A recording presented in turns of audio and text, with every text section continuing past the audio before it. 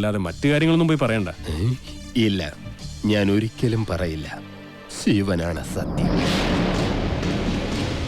ഈ രഹസ്യം ഞാൻ മുതലാളിയോട് പറയണമെന്ന് പലവട്ടം ആലോചിച്ചതാ.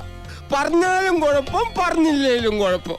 പറഞ്ഞാൽ മുതലാളി മല്ലയ്യോട് ചോദിക്കാൻ ചെല്ലും. മല്ലയ്യ മുതലാളിയെ തല്ലി കൊല്ലുകയും ചെയ്യും.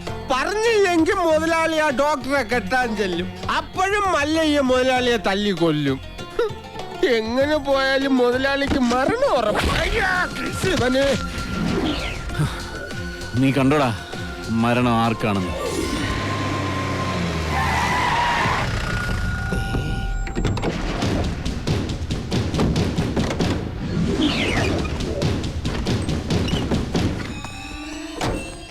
വടക്കുംമലയിൽ നാളെ ഇറക്കിയിട്ടുണ്ട്.